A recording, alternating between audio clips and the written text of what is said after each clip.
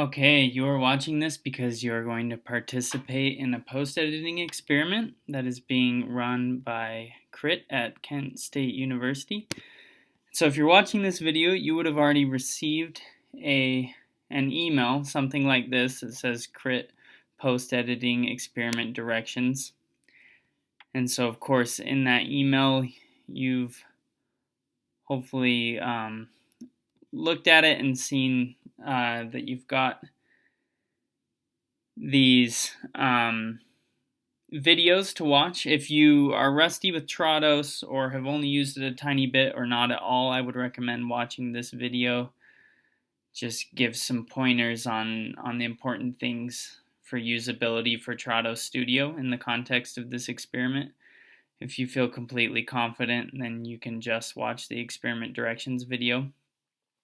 But which is what you're watching right now. Sorry, this is getting very meta. So this video, you've probably already done the online consent form and language history questionnaire. It's password protected, and you've already scheduled your experiment slot, hopefully. If you had any problems with scheduling the experiment slot, just reach out to me and we can get that figured out. But as far as the experiment itself, it's a little bit unique because it's done in a version, well, a copy of Trados Studio that is on a remote desktop in Amazon Workspace. So you need to download the Amazon Workspace's client, which I have a link to in the email that I sent you. And you need to download it for Mac, Windows, or Linux. Nothing else. Please especially do not use the web access one. Only Mac, Windows, or Linux. And so actually I've got the steps over here. So one thing, I'm looking at the Amazon Workspace right here, right now. Sometimes if you get off of the workspace after you've already logged on, it can take a while to reconnect. So just keep that in mind. You might get a message like this and you just have to wait a while, and it can take a while. So once you log on, generally if you stay within the workspace, browse the internet for your research purposes on the workspace instead of on your computer, it will keep the remote desktop going, and you won't have to, wait for it to reconnect like I am right now. But anyways, yeah, the steps of the whole thing: consent form. Part of that consent form is scheduling your experiment slot, and you're probably already to that step if you're watching this video. Download the client, and that client, it uses, to log in, you're going to need 3 pieces of information: a registration code, a username, and a password.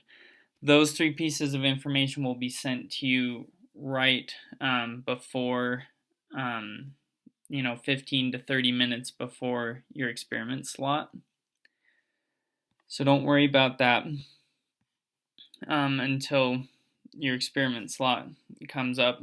And then on the date and time of your experiment slot, you'll log into the workspace and you'll do the post-editing experiment in Trados Studio. And let's see if that has reconnected. It looks like it's reconnected now, so that's good. So you're going to start up Trados Studio. It's on the desktop. There's a desktop shortcut, so you can just double-click that. And if you watch the Trados kind of tips video, you'll see something about this as well. That it loaded right up there, but sometimes Trados won't load right away, and you won't see why it's not loading. You'll basically just see that big green rectangle, and it won't be loading, and it will be really confusing. And if that happens to you, you want to go to the taskbar over here to the right, and you'll basically see 2 windows for Trados. And what happens is there's another dialog box often for Trados Studio in the background. It doesn't come to the foreground so that you can click OK on it. So you just want to come here to the taskbar, see if there's another window open, and then you can click on it and hit OK, and then Trados will load right up. But it loaded right up there that time. You'll see just one project, and so you can go ahead and double click on the project to open it, and then you'll see 4 files. I've only got 2 here for this little demo for demonstration purposes. And so when you double click on these to open them up in the editor, you'll see that they either will have highlighting, you'll see yellow highlighting like you do here, or you won't see yellow highlighting. The purpose of this highlighting is to direct your attention to help you as a post editor. It represents areas of the machine translation. So, for example, if I confirm this first segment here, go on to the next one, the highlighting represents areas that likely need to be fixed.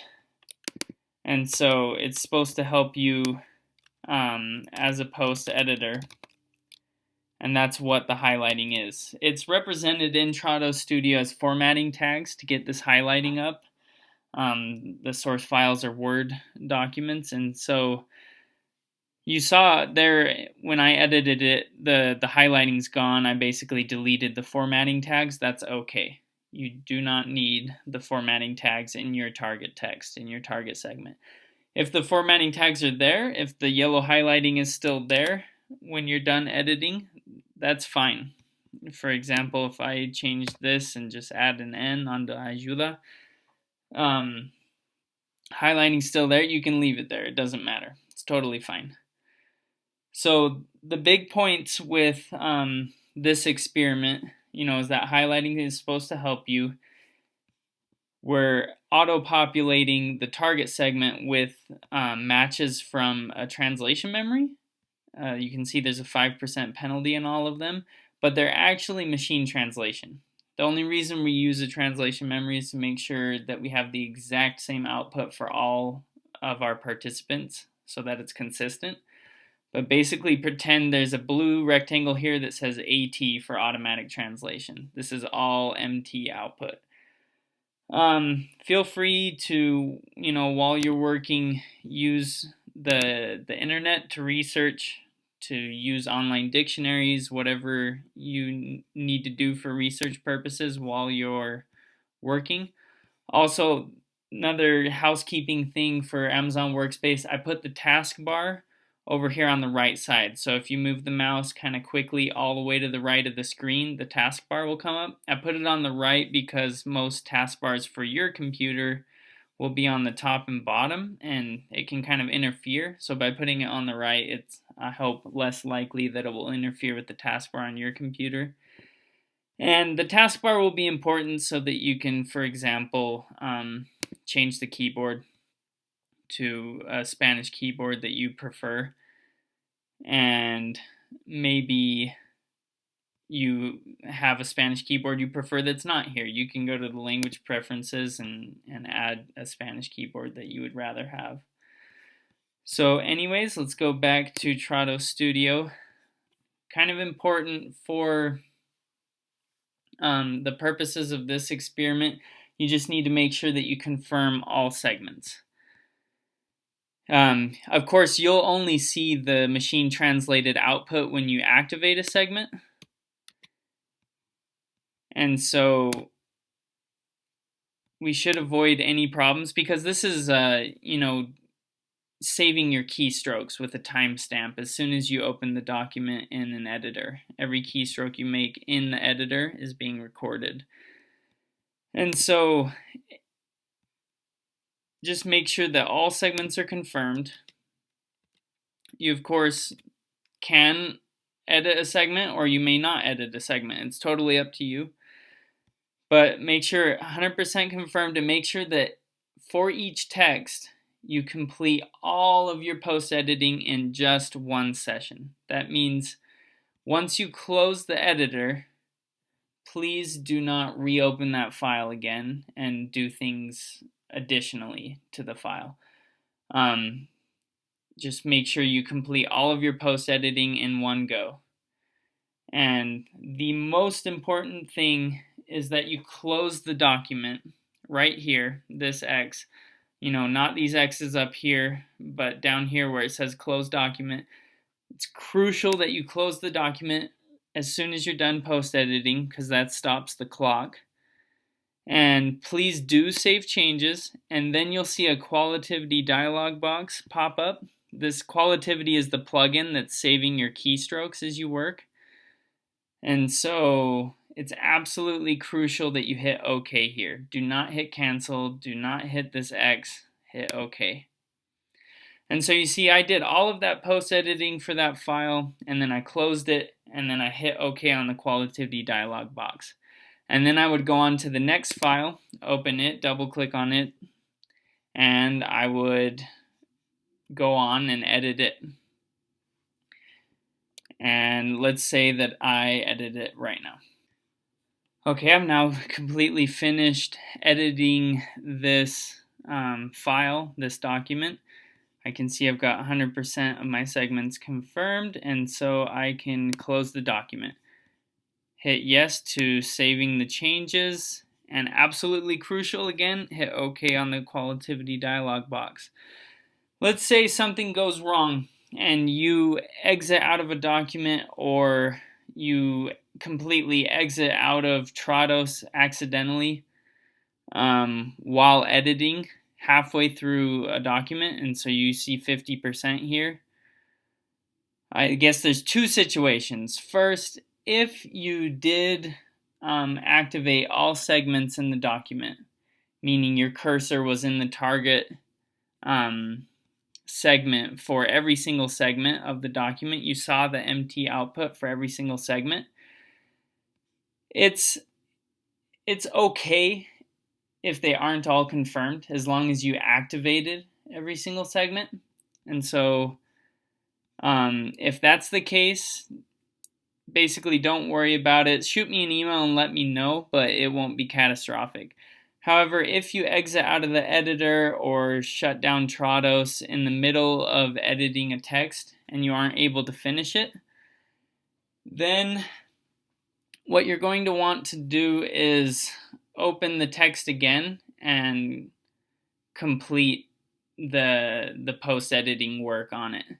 And just make sure you hit OK on the qualitativity dialog box, because it'll create two keystroke logs for that one file, and I'll be able to merge them later on. And so just when you're done, email me saying you're done and maybe explain what happened, and then I can try to merge those two keystroke logs.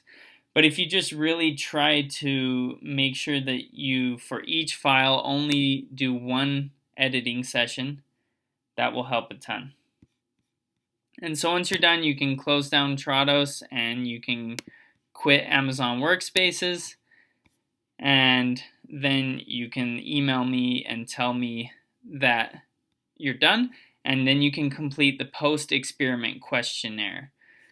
And so some things that I didn't mention, this is what the email will look like that you'll get 20 to 30 minutes before your experiment slot, your experiment session.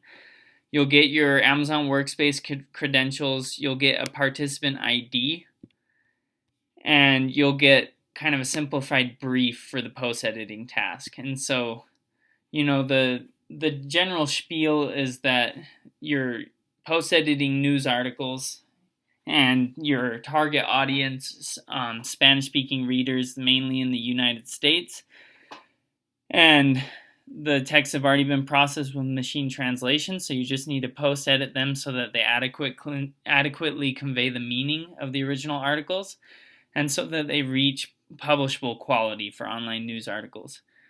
And as part of that translation brief, you'll also get links to the articles in their native environment. You'll get a link to the source article, so you can see how everything's formatted, so that you can see where the text is coming from. Maybe it's coming from a caption for an image, or maybe it's a title, so that you can get all of that information. In the translation brief, you'll get links to the source texts. And after the post editing experiment is done, log out, email me, and then you'll get a link to a post experiment questionnaire. And for that questionnaire, you'll also need a password just like you did for the first questionnaire, but you'll also need to enter your participant ID, which will be in this email. And so hopefully the experiment is clear. Just really quick to wrap up the video, remember the highlighting is supposed to help you as you post edit. Some files you get will have highlighting, some won't. Complete each file in one editing session. So do not close the editor until you're completely done. And when you're finished with the file, make sure to close the editor before you move on to the next file. And please make sure to hit OK on the qualitative dialog box. That's the most important thing. And just remember your post editing so that you get the target to convey the meaning of the source and so that the target is of publishable quality. And you can post edit as you would as if this were a normal project. So treat it like a job that you would be doing.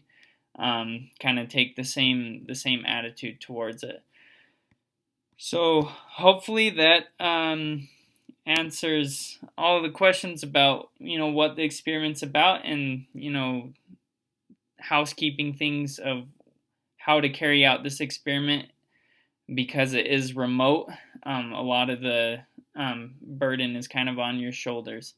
I thank you very much for your participation. I really appreciate it.